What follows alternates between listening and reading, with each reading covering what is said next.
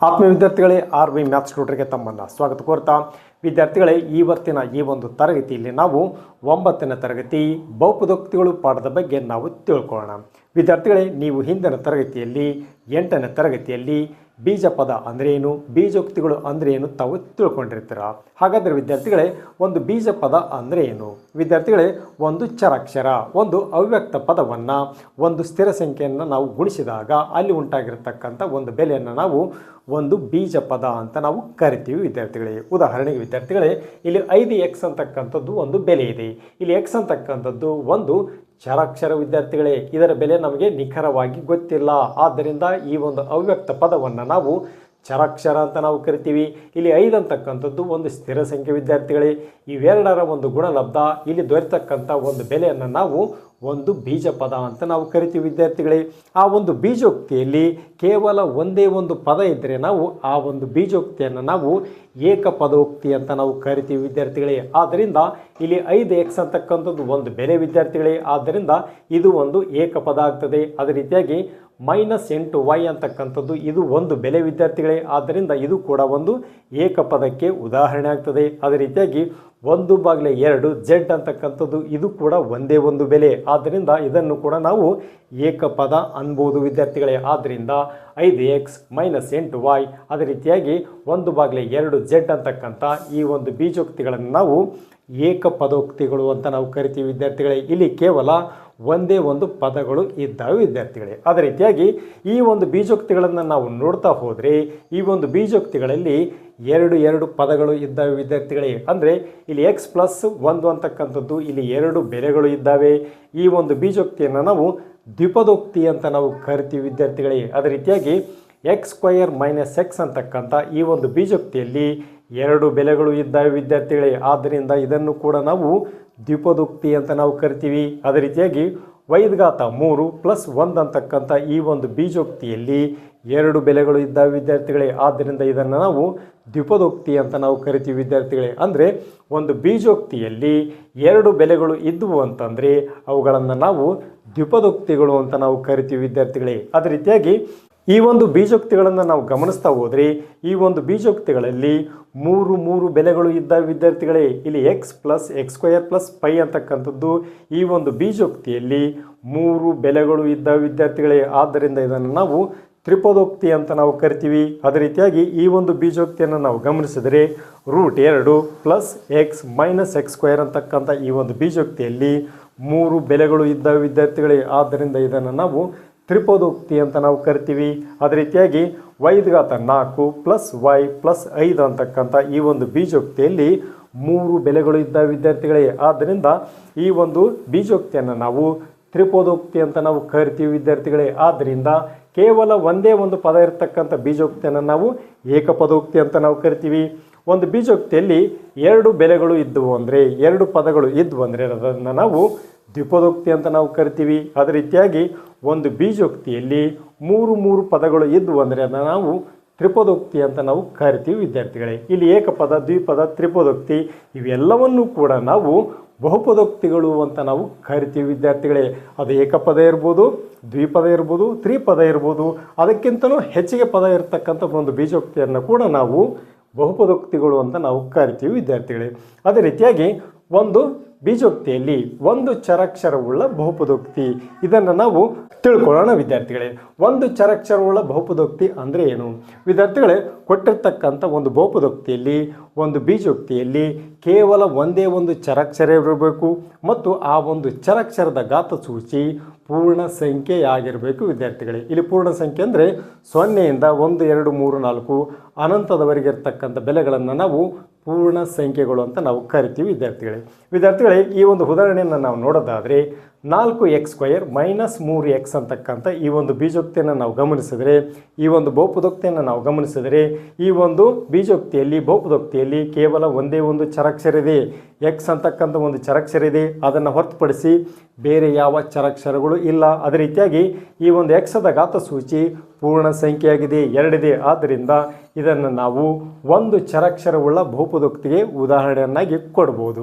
ಅದೇ ರೀತಿಯಾಗಿ y⁴ + √3 ಅಂತಕ್ಕಂಥ ಈ ಒಂದು ಬೀಜೋಕ್ತಿಯಲ್ಲಿ ಈ ಒಂದು ಬಹುಪದೋಕ್ತಿಯಲ್ಲಿ ಕೇವಲ ವೈ ಅಂತಕ್ಕಂಥದ್ದು ಒಂದೇ ಒಂದು ಚರಾಕ್ಷರ ಇದೆ ಮತ್ತು ವೈದ ಘಾತ 2 ಅದು ಕೂಡ ಪೂರ್ಣ ಸಂಖ್ಯೆಯಾಗಿದೆ. ಆದ್ದರಿಂದ ಈ ಒಂದು ಬಹುಪದೋಕ್ತಿಯನ್ನು ನಾವು ಒಂದು ಚರಾಕ್ಷರವುಳ್ಳ ಬಹುಪದೋಕ್ತಿ ಅಂತ ನಾವು ಉದಾಹರಣೆ ಕೊಡ್ಬೋದು. ಅದೇ ರೀತಿಯಾಗಿ ವೈದ ಘಾತ -1 ಪ್ಲಸ್ 3 ಈ ಒಂದು ಬಹುಪದೋಕ್ತಿಯನ್ನು ನಾವು ಗಮನಿಸಿದರೆ ಇದು ಒಂದು ಚರಾಕ್ಷರವುಳ್ಳ ಬಹುಪದೋಕ್ತಿ ಅಲ್ಲ. ಯಾಕಂದರೆ ವಿದ್ಯಾರ್ಥಿಗಳೇ, ಈ ಒಂದು ಬಹುಪದೋಕ್ತಿಯಲ್ಲಿ ವೈ ಅಂತಕ್ಕಂಥದ್ದು ಒಂದು ಚರಾಕ್ಷರ ಇದೆ, ಆದರೆ ಇದರ ಒಂದು ಘಾತ ಸೂಚಿ -1 ಇದೆ ವಿದ್ಯಾರ್ಥಿಗಳೇ, ಇದು ಪೂರ್ಣ ಸಂಖ್ಯೆ ಅಲ್ಲ. ಆದ್ದರಿಂದ ಈ ಒಂದು ಬಹುಪದೋಕ್ತಿ ಒಂದು ಚರಾಕ್ಷರವುಳ್ಳ ಬಹುಪದೋಕ್ತಿ ಅಲ್ಲ. ಅದೇ ರೀತಿಯಾಗಿ ಎಕ್ಸ್ ಪ್ಲಸ್ ವೈ ಅಂತಕ್ಕಂಥ ಈ ಒಂದು ಬಹುಪದೋಕ್ತಿ ಕೂಡ ಒಂದು ಚರಾಕ್ಷರವುಳ್ಳ ಬಹುಪದೋಕ್ತಿ ಅಲ್ಲ ವಿದ್ಯಾರ್ಥಿಗಳೇ. ಯಾಕಂದರೆ ಈ ಒಂದು ಬಹುಪದೋಕ್ತಿಯಲ್ಲಿ ಎಕ್ಸ್ ಮತ್ತು ವೈ ಅಂತಕ್ಕಂಥ 2 ಚರಾಕ್ಷರಗಳು ಇದ್ದಾವೆ. ಆದ್ದರಿಂದ ವಿದ್ಯಾರ್ಥಿಗಳೇ, ಒಂದು ಚರಾಕ್ಷರವುಳ್ಳ ಬಹುಪದೋಕ್ತಿ ಅಂತ ನಾವು ಅನ್ಬೇಕು ಅಂದರೆ ಆ ಒಂದು ಕೊಟ್ಟಿರ್ತಕ್ಕಂಥ ಬಹುಪದೋಕ್ತಿಯಲ್ಲಿ ಕೇವಲ ಒಂದೇ ಒಂದು ಚರಾಕ್ಷರ ಇರಬೇಕು ಮತ್ತು ಅದರ ಜೊತೆಗೆ ಆ ಒಂದು ಚರಾಕ್ಷರದ ಘಾತ ಸೂಚಿ ಪೂರ್ಣ ಸಂಖ್ಯೆ ಆಗಿರಬೇಕು ವಿದ್ಯಾರ್ಥಿಗಳೇ. ಬನ್ನಿ ವಿದ್ಯಾರ್ಥಿಗಳೇ, ಈ ಒಂದು ಅಂಶಗಳ ಆಧಾರದ ಮೇಲೆ ಇರ್ತಕ್ಕಂಥ ಮೊದಲ ಅಭ್ಯಾಸದಲ್ಲಿರ್ತಕ್ಕಂಥ ಸಮಸ್ಯೆಗಳಿಗೆ ನಾವು ಪರಿಹಾರಗಳನ್ನು ಬಿಡಿಸೋಣ.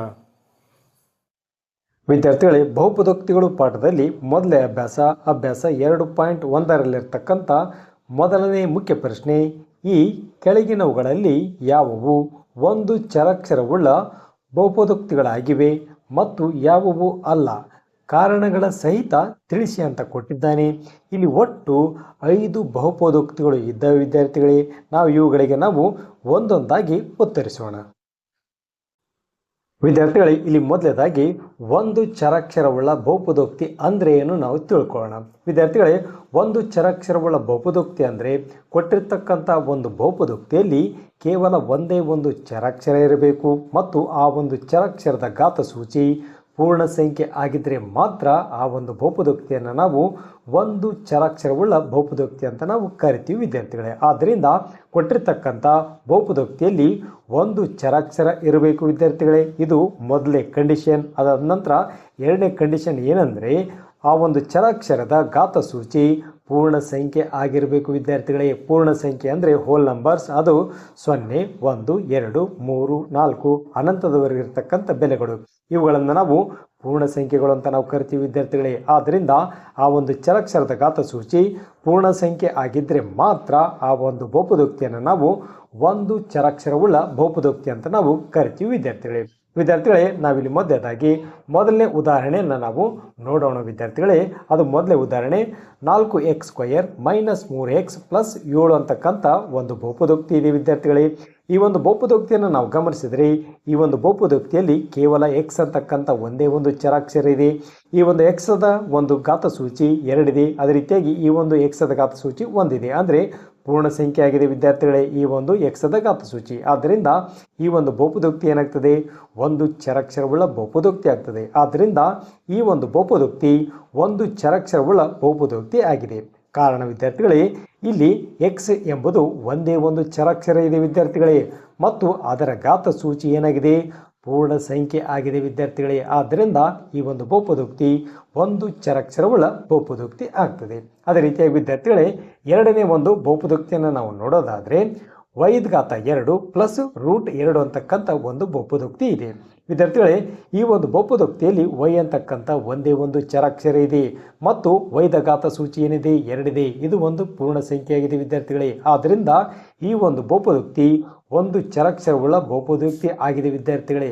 ಕಾರಣ ಇಲ್ಲಿ y ಎಂಬುದು ಒಂದೇ ಚರಾಕ್ಷರ ಇದೆ ವಿದ್ಯಾರ್ಥಿಗಳೇ ಮತ್ತು ಅದರ ಘಾತ ಸೂಚಿ ಏನಿದೆ, ಪೂರ್ಣ ಸಂಖ್ಯೆ ಆಗಿದೆ ವಿದ್ಯಾರ್ಥಿಗಳೇ.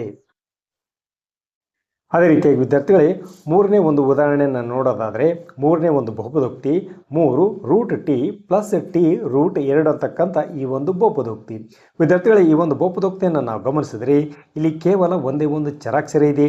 ಆದರೆ ವಿದ್ಯಾರ್ಥಿಗಳೇ, ಈ ಒಂದು √t ಅಂತಕ್ಕಂಥ ಈ ಒಂದು ಬೆಲೆಯನ್ನು ನಾವು ಗಮನಿಸಿದರೆ √t ನಾವು t ದ ಘಾತ 1/2 ಎಂದು ನಾವು ಬರೆದುಕೊಳ್ಳಬಹುದು. ಅಂದರೆ 1/2 ಅಂದರೆ ಅದು ಒಂದು ಪೂರ್ಣ ಸಂಖ್ಯೆ ಆಗಲ್ಲ ವಿದ್ಯಾರ್ಥಿಗಳೇ. ಆದ್ದರಿಂದ ಈ ಒಂದು ಬಹುಪದೋಕ್ತಿ ಏನಾಗ್ತದೆ, ಒಂದು ಚರಾಕ್ಷರವುಳ್ಳ ಬಹುಪದೋಕ್ತಿ ಆಗಲ್ಲ ವಿದ್ಯಾರ್ಥಿಗಳೇ. ಆದ್ದರಿಂದ ಈ ಒಂದು ಬಹುಪದೋಕ್ತಿ ಒಂದು ಚರಾಕ್ಷರವುಳ್ಳ ಬಹುಪದೋಕ್ತಿ ಅಲ್ಲ ವಿದ್ಯಾರ್ಥಿಗಳೇ. ಕಾರಣ ಇಲ್ಲಿ ಚರಾಕ್ಷರದ ಘಾತ ಸೂಚಿ ಅಂದರೆ ಈ ಒಂದು √t ನಾವು ದ ಘಾತ 1/2 ಎಂದು ನಾವು ಬರೆದುಕೊಳ್ಳಬಹುದು. 1/2 ಅಂತಕ್ಕಂಥದ್ದು ಒಂದು ಪೂರ್ಣ ಸಂಖ್ಯೆ ಅಲ್ಲ ವಿದ್ಯಾರ್ಥಿಗಳೇ. ಆದ್ದರಿಂದ 1/2 ಏನಾಗಿದೆ, ಇದರ ಒಂದು ದ ಘಾತ ಸೂಚಿಯಾಗಿದೆ. ಇದು ಒಂದು ಪೂರ್ಣ ಸಂಖ್ಯೆ ಅಲ್ಲ ವಿದ್ಯಾರ್ಥಿಗಳೇ. ಆದ್ದರಿಂದ ಈ ಒಂದು ಬಹುಪದೋಕ್ತಿ ಒಂದು ಚರಾಕ್ಷರವುಳ್ಳ ಬಹುಪದೋಕ್ತಿ ಆಗಲ್ಲ. ಅದೇ ರೀತಿಯಾಗಿ ವಿದ್ಯಾರ್ಥಿಗಳೇ, ನಾವು 4ನೇ ಒಂದು ಉದಾಹರಣೆಯನ್ನು ನಾವು ನೋಡೋದಾದರೆ y + 2/y ಅಂತಕ್ಕಂಥ ಈ ಒಂದು ಬಹುಪದೋಕ್ತಿ. ಈ ಒಂದು ಬಹುಪದೋಕ್ತಿಯಲ್ಲಿ ಕೇವಲ ಒಂದೇ ಒಂದು ಚರಾಕ್ಷರ ಇದೆ. ಆದರೆ ವಿದ್ಯಾರ್ಥಿಗಳೇ, ಇಲ್ಲಿ ಛೇದದಲ್ಲಿರ್ತಕ್ಕಂಥ y ದ ಬೆಲೆ ಅಂದರೆ y ದ ಘಾತ ಸೂಚಿ ಒಂದಿದೆ, +1 ಇರ್ತದೆ. ಇದು ಅಂಶಕ್ಕೆ ಬಂದರೆ y ದ ಘಾತ -1 ಆಗ್ತದೆ ವಿದ್ಯಾರ್ಥಿಗಳೇ. ಅಂದರೆ ಅದು ಏನಾಗ್ತದೆ, -1 ಅಂತಕ್ಕಂಥದ್ದು ಒಂದು ಪೂರ್ಣ ಸಂಖ್ಯೆ ಆಗಲ್ಲ ವಿದ್ಯಾರ್ಥಿಗಳೇ. ಆದ್ದರಿಂದ ಈ ಒಂದು ಬಹುಪದೋಕ್ತಿ ಏನಾಗ್ತದೆ, ಒಂದು ಚರಾಕ್ಷರವುಳ್ಳ ಬಹುಪದೋಕ್ತಿ ಆಗಲ್ಲ ವಿದ್ಯಾರ್ಥಿಗಳೇ. ಆದ್ದರಿಂದ ಈ ಒಂದು ಬಹುಪದೋಕ್ತಿ ಒಂದು ಚರಾಕ್ಷರವುಳ್ಳ ಬಹುಪದೋಕ್ತಿ ಅಲ್ಲ ವಿದ್ಯಾರ್ಥಿಗಳೇ. ಯಾಕಂದ್ರೆ ವಿದ್ಯಾರ್ಥಿಗಳೇ, ನೀವು ಕಾರಣವನ್ನು ಕೊಡ್ತೀರಾ. ಇಲ್ಲಿ ಚರಾಕ್ಷರದ ಘಾತ ಸೂಚಿ y ದ ಘಾತ ಏನಾಗ್ತದೆ, -1 ಆಗ್ತದೆ. ಯಾಕಂದರೆ ಇಲ್ಲಿ ಛೇದದಲ್ಲಿದ್ದಂಥ ಈ ಒಂದು y ದ ಘಾತ 1 ಅಂದರೆ y ದ ಘಾತ ಸೂಚಿ 1 ಇದೆ. ಈ ಒಂದು y ದ ಘಾತ ಸೂಚಿ 1 ನಾವು ಅಂಶಕ್ಕೆ ತಂದರೆ ಅದೇನಾಗ್ತದೆ, -1 ಆಗ್ತದೆ ವಿದ್ಯಾರ್ಥಿಗಳೇ. ಅಂದರೆ y ದ ಘಾತ -1 ಆಗ್ತದೆ. ಈ ಒಂದು -1 ಏನಾಗ್ತದೆ, ಘಾತ ಸೂಚಿಯಾಗಿದೆ. ಇದು ಪೂರ್ಣ ಸಂಖ್ಯೆ ಅಲ್ಲ ವಿದ್ಯಾರ್ಥಿಗಳೇ. ಆದ್ದರಿಂದ ಈ ಒಂದು ಬಹುಪದೋಕ್ತಿ ಒಂದು ಚರಾಕ್ಷರವುಳ್ಳ ಬಹುಪದೋಕ್ತಿ ಆಗಲ್ಲ. ಅದೇ ರೀತಿಯಾಗಿ 5ನೇ ಒಂದು ಬಹುಪದೋಕ್ತಿಯನ್ನು ನಾವು ನೋಡೋದಾದರೆ ಇಲ್ಲಿ x ದ ಘಾತ 10 + y ದ ಘಾತ 3 + t ದ ಘಾತ 50 ಇದೆ ವಿದ್ಯಾರ್ಥಿಗಳೇ. ಇದು ಕೂಡ ಒಂದು ಚರಾಕ್ಷರವುಳ್ಳ ಬಹುಪದೋಕ್ತಿ ಆಗಲ್ಲ ವಿದ್ಯಾರ್ಥಿಗಳೇ. ಈ ಒಂದು ಬಹುಪದೋಕ್ತಿಯಲ್ಲಿ x, y, t ಅಂತಕ್ಕಂಥ 3 ಚರಾಕ್ಷರಗಳು ಇದ್ದಾವೆ. ಆದ್ದರಿಂದ ಈ ಒಂದು ಬಹುಪದೋಕ್ತಿ ಒಂದು ಚರಾಕ್ಷರವುಳ್ಳ ಬಹುಪದೋಕ್ತಿ ಅಲ್ಲ. ಯಾಕಂದರೆ ಕಾರಣ ಕೊಡ್ತೀರಾ, ಈ ಒಂದು ಬಹುಪದೋಕ್ತಿಯಲ್ಲಿ 3 ಚರಾಕ್ಷರಗಳು ಅಂದರೆ x, y ಮತ್ತು t ಅಂತಕ್ಕಂಥ 3 ಚರಾಕ್ಷರಗಳು ಇವೆ ಅಂತ ತಾವು ಉತ್ತರವನ್ನು ಬರಿತೀರಾ. ಅದೇ ರೀತಿಯಾಗಿ ವಿದ್ಯಾರ್ಥಿಗಳೇ, ಅಭ್ಯಾಸದಲ್ಲಿರ್ತಕ್ಕಂಥ 2ನೇ ಮುಖ್ಯ ಪ್ರಶ್ನೆ, ಈ ಕೆಳಗಿನ ಪ್ರತಿಯೊಂದರಲ್ಲೂ x² ಸಹಗುಣಕಗಳನ್ನು ಬರೆಯಿರಿ. ವಿದ್ಯಾರ್ಥಿಗಳೇ, ಇಲ್ಲಿ 4 ಪ್ರಶ್ನೆಗಳನ್ನು ಕೊಟ್ಟಿದ್ದಾನೆ, 4 ಬಹುಪದೋಕ್ತಿಗಳನ್ನು ಕೊಟ್ಟಿದ್ದಾನೆ. ಈ ಒಂದು ಬಹುಪದೋಕ್ತಿಗಳಲ್ಲಿ x² ಸಹಗುಣಕಗಳನ್ನು ನಾವು ಬರೆಯೋಣ. ವಿದ್ಯಾರ್ಥಿಗಳೇ, ನಾನಿಲ್ಲಿ ಮೊದಲನೇ ಬಹುಪದೋಕ್ತಿಯನ್ನು ನಾವು ಬರ್ಕೊಂಡಿದ್ದೀನಿ. 2 + x² + x ಅಂತಕ್ಕಂಥ ಈ ಒಂದು ಬಹುಪದೋಕ್ತಿಯಲ್ಲಿ x² ಸಹಗುಣಕ. ವಿದ್ಯಾರ್ಥಿಗಳೇ, ಇಲ್ಲಿ ಸಹಗುಣಕ ಅಂದರೆ ಈ ಒಂದು x²ಗೆ ಇಲ್ಲಿ ಏನು ನಾವು ಸ್ಥಿರ ಸಂಖ್ಯೆಯನ್ನು ನಾವು ಗುಣಿಸಿರ್ತೀವಿ ಆ ಒಂದು ಬೆಲೆಯನ್ನು ನಾವು ಸಹಗುಣಕ ಎಂದು ನಾವು ಕರೆಯುತ್ತೇವೆ ವಿದ್ಯಾರ್ಥಿಗಳೇ. ಆದ್ದರಿಂದ ಈ ಒಂದು ಬಹುಪದೋಕ್ತಿಯಲ್ಲಿ x² ಸಹಗುಣಕ ಎಷ್ಟಿದೆ, ಇಲ್ಲಿ ಏನಿಲ್ಲ ಅಂದರೂ ಕೂಡ 1 ಇರ್ತದೆ ವಿದ್ಯಾರ್ಥಿಗಳೇ. ಆದ್ದರಿಂದ ಈ ಒಂದು x² ಸಹಗುಣಕ ಏನು ಬರಿತೀರಾ, ನೀವು 1 ಅಂತ ಬರಿತೀರಾ. ಯಾಕಂದರೆ ಇದು ಪ್ಲಸ್ ಇದೆ, ಇಲ್ಲಿ ಏನಿಲ್ಲ ಅಂದರೂ 1 ಇರ್ತದೆ. ಆದ್ದರಿಂದ +1 ಅಥವಾ 1 ಅಂತ ನೀವು ಸಹಗುಣಕವನ್ನು ಬರಿತೀರಾ. ಅದೇ ರೀತಿಯಾಗಿ 2ನೇ ಒಂದು ಬಹುಪದೋಕ್ತಿಯನ್ನು ನಾವು ಗಮನಿಸೋದಾದರೆ ಇಲ್ಲಿ 2 - x² + x ದ ಘಾತ 3 ಅಂತಕ್ಕಂಥ ಈ ಒಂದು ಬಹುಪದೋಕ್ತಿ ಇದೆ. ಇಲ್ಲಿ x² ಸಹಗುಣಕ ಇಲ್ಲಿ ಏನಿಲ್ಲ ಅಂದರೂ ಕೂಡ 1 ಇರ್ತದೆ ವಿದ್ಯಾರ್ಥಿಗಳೇ. ಅದು ಎಂಥ ಒಂದು ಮೈನಸ್ ಇದೆ. ಆದ್ದರಿಂದ ಇಲ್ಲಿ -1 ಅಂತಕ್ಕಂಥ ಒಂದು ಸಹಗುಣಕ ಇದೆ. ಆದ್ದರಿಂದ x² ಸಹಗುಣಕ -1 ಅಂತ ನೀವು ಬರಿತೀರಾ. ಅಂದರೆ ಇಲ್ಲಿ ಏನಿರ್ತದೆ, ಸ್ಥಿರ ಸಂಖ್ಯೆ ವಿದ್ಯಾರ್ಥಿಗಳೇ. ಸ್ಥಿರ ಸಂಖ್ಯೆ ಅದು ಏನಿಲ್ಲ ಅಂದರೂ ಕೂಡ 1 ಇರ್ತದೆ. ಆದ್ದರಿಂದ x² ಸಹಗುಣಕ -1 ಅಂತ ತಾವು ಬರಿತೀರಾ. ಅದೇ ರೀತಿಯಾಗಿ 3ನೇ ಒಂದು ಬಹುಪದೋಕ್ತಿ π/2 x² + x ಅಂತಕ್ಕಂಥ ಈ ಒಂದು ಬಹುಪದೋಕ್ತಿಯಲ್ಲಿ x² ಸಹಗುಣಕ ಏನಿದೆ ವಿದ್ಯಾರ್ಥಿಗಳೇ, ಈ ಒಂದು ಸ್ಥಿರ ಸಂಖ್ಯೆಯನ್ನು ತಾವು ಗಮನಿಸ್ಬೋದು, π/2 ಇದೆ. ಆದ್ದರಿಂದ x² ಸಹಗುಣಕ π/2 ಅಂತ ಬರಿತೀರಾ. ಅದೇ ರೀತಿಯಾಗಿ 4ನೇ ಒಂದು ಬಹುಪದೋಕ್ತಿ √2 x - 1 ಅಂತಕ್ಕಂಥ ಈ ಒಂದು ಬಹುಪದೋಕ್ತಿ. ಈ ಒಂದು ಬೀಜೋಕ್ತಿಯನ್ನು ನಾವು ಈ ಒಂದು ಬಹುಪದೋಕ್ತಿಯನ್ನು ನಾವು ವಿದ್ಯಾರ್ಥಿಗಳೇ, ಇದರಲ್ಲಿ x² ನಮಗೆ ಕಾಣ್ತಾ ಇಲ್ಲ ವಿದ್ಯಾರ್ಥಿಗಳೇ. ಆದ್ದರಿಂದ ಈ ಒಂದು ಬಹುಪದೋಕ್ತಿ ಈ ಒಂದು ಬೀಜೋಕ್ತಿಯನ್ನು ನಾವು 0 × x² + √2x - 1 ಎಂದು ಬರೆದುಕೊಳ್ಳಬಹುದು ವಿದ್ಯಾರ್ಥಿಗಳೇ. ಅಂದರೆ ಈ ಒಂದು ಬಹುಪದೋಕ್ತಿಯಲ್ಲಿ x² ಇಲ್ಲ. ಆದ್ದರಿಂದ ನಾವು 0 × x² ಪ್ಲಸ್ ಈ 2 ಬೆಲೆಗಳನ್ನು ಹಾಗೆ ನಾನು ಬರ್ಕೊಂಡಿದ್ದೀನಿ. ಅಂದರೆ √2x - 1 ಎಂದು ನಾವು ಬರೆಯಬಹುದು ವಿದ್ಯಾರ್ಥಿಗಳೇ. ಆದ್ದರಿಂದ ಈ ಒಂದು ಬಹುಪದೋಕ್ತಿಯಲ್ಲಿ ಎಕ್ಸ್ ಸ್ಕ್ವೇರ್ದ ಸಹಗುಣಕ ಏನಿದೆ 0 ಆಗಿದೆ ವಿದ್ಯಾರ್ಥಿಗಳೇ. ಅಂದರೆ 0ನ್ನು ನಾವು ಎಕ್ಸ್ ಸ್ಕ್ವೇರ್ ಗುಣಿಸಿದರೆ ನಮಗೆ ಇದಿಷ್ಟು ಬೆಲೆ 0 ಆಗ್ತದೆ. ಈ ಒಂದು ಬೆಲೆ ಅಂದರೆ ಕೊಟ್ಟಿರ್ತಕ್ಕಂಥ ಬಹುಪದೋಕ್ತಿ ಮಾತ್ರ ಉಳಿತದೆ. ಅಂದರೆ ಇಲ್ಲಿ ಎಕ್ಸ್ ಸ್ಕ್ವೇರ್ದ ಸಹಗುಣಕ ಏನಾಗಿದೆ 0 ಆಗಿದೆ ವಿದ್ಯಾರ್ಥಿಗಳೇ. ಆದ್ದರಿಂದ ಎಕ್ಸ್ ಸ್ಕ್ವೇರ್ನ ಸಹಗುಣಕ 0 ಎಂದು ನೀವು ಉತ್ತರವನ್ನು ಬರಿತೀರಾ. ಅದೇ ರೀತಿಯಾಗಿ ವಿದ್ಯಾರ್ಥಿಗಳೇ ಮೂರನೇ ಪ್ರಶ್ನೆ, ಡಿಗ್ರಿ 35 ಆಗಿರುವ ಒಂದು ದ್ವಿಪದೋಕ್ತಿಗೆ ಹಾಗೂ ಡಿಗ್ರಿ 100 ಆಗಿರುವ ಒಂದು ಏಕಪದೋಕ್ತಿಗೆ ಒಂದೊಂದು ಉದಾಹರಣೆ ಕೊಡಿ. ವಿದ್ಯಾರ್ಥಿಗಳು ನಾವು ಪ್ರಶ್ನೆಯನ್ನು ಗಮನಿಸಿದರೆ ಇಲ್ಲಿ ಒಂದು ದ್ವಿಪದೋಕ್ತಿಯನ್ನು ಬರೀರಿ. ಅದರ ಒಂದು ಡಿಗ್ರಿ ಎಷ್ಟಿರಬೇಕು 35 ಆಗಿರಬೇಕು ಅಂತ ಕೊಟ್ಟಿದ್ದಾನೆ ವಿದ್ಯಾರ್ಥಿಗಳೇ. ಅಂದರೆ ಡಿಗ್ರಿ ಅಂತಕ್ಕಂಥದ್ದು ಏನನ್ನು ಹೇಳ್ತದೆ ಅಂದರೆ ಆ ಒಂದು ಕೊಟ್ಟಿರ್ತಕ್ಕಂಥ ಒಂದು ಬಹುಪದೋಕ್ತಿಯಲ್ಲಿ ಆ ಒಂದು ಚರಾಕ್ಷರದ ಘಾತಸೂಚಿಯನ್ನು ಹೇಳ್ತದೆ ವಿದ್ಯಾರ್ಥಿಗಳೇ. ಅಂದರೆ ಆ ಒಂದು ಚರಾಕ್ಷರದ ಘಾತಸೂಚಿ 35 ಆಗಿದ್ದರೆ ಆ ಒಂದು ಬಹುಪದೋಕ್ತಿಯ ಡಿಗ್ರಿ ಎಂದು ನಾವು ಕರೆಯುತ್ತೇವೆ ವಿದ್ಯಾರ್ಥಿಗಳೇ. ಆದ್ದರಿಂದ ಡಿಗ್ರಿ 35 ಆಗಿರುವ ಒಂದು ದ್ವಿಪದೋಕ್ತಿ ವಿದ್ಯಾರ್ಥಿಗಳೇ. ದ್ವಿಪದೋಕ್ತಿ ಅಂದರೆ ಆ ಒಂದು ಬೀಜೋಕ್ತಿಯಲ್ಲಿ 2 ಪದಗಳು ಇರ್ತವೆ ವಿದ್ಯಾರ್ಥಿಗಳೇ. ಅದನ್ನು ನಾವು ದ್ವಿಪದೋಕ್ತಿ ಅಂತ ನಾವು ಕರಿತೀವಿ ವಿದ್ಯಾರ್ಥಿಗಳೇ. ಇಲ್ಲಿ 3x⁻35 - 5 ಅಂತಕ್ಕಂಥ ಈ ಒಂದು ದ್ವಿಪದೋಕ್ತಿ, ಇದು ಒಂದು ಪದ ವಿದ್ಯಾರ್ಥಿಗಳೇ.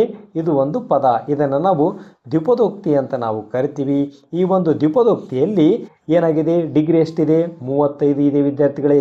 x⁻35 ಆಗಿರ್ತಕ್ಕಂಥ ಈ ಒಂದು ದ್ವಿಪದೋಕ್ತಿ. ಇದೇ ರೀತಿಯಾಗಿ ನೀವು ಇನ್ನೊಂದು ಉದಾಹರಣೆ ಕೂಡ ನೀವು ಕೊಡ್ಬೋದು.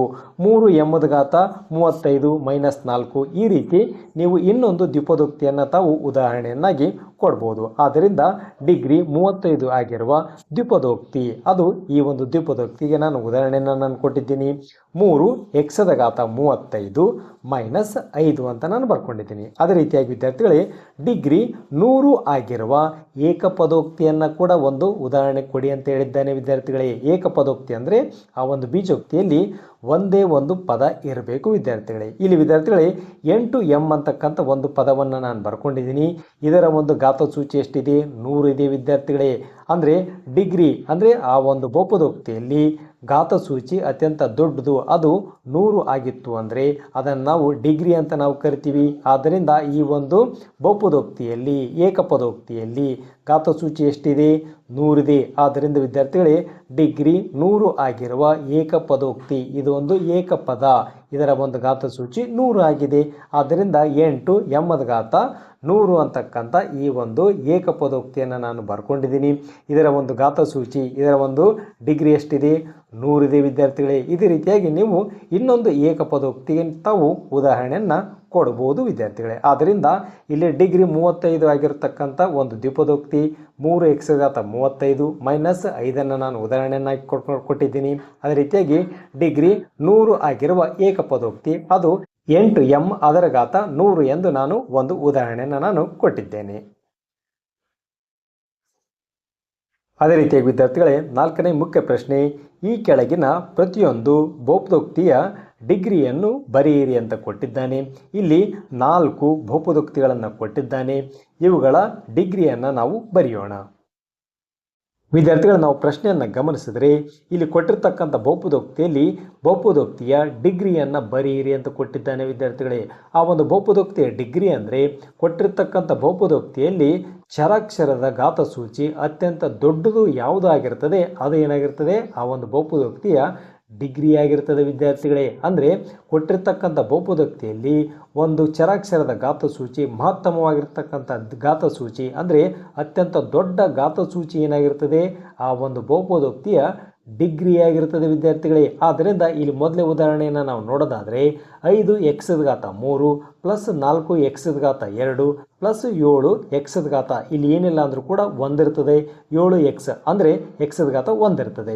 ಇಲ್ಲಿ x⁻3 x⁻2 x⁻1 ಇಲ್ಲಿ ಚರಾಕ್ಷರಗಳನ್ನು ನಾವು ಗಮನಿಸಿದರೆ ಇಲ್ಲಿ ದೊಡ್ಡದಾಗಿರ್ತಕ್ಕಂಥ ಒಂದು ಘಾತಸೂಚಿ ಮಹತ್ತಮವಾಗಿರ್ತಕ್ಕಂಥ ಘಾತಸೂಚಿ ಯಾವುದಾಗ್ತದೆ 3 ಆಗ್ತದೆ ವಿದ್ಯಾರ್ಥಿಗಳೇ.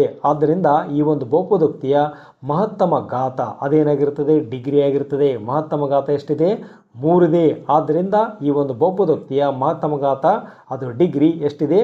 3 ಅಂತ ತಾವು ಉತ್ತರವನ್ನು ಬರಿತೀರಾ. ಅದೇ ರೀತಿಯಾಗಿ ಎರಡನೇ ಒಂದು ಬಹುಪದೋಕ್ತಿ 4 ಮೈನಸ್ ವೈದ್ ಘಾತ 2 ಇದೆ.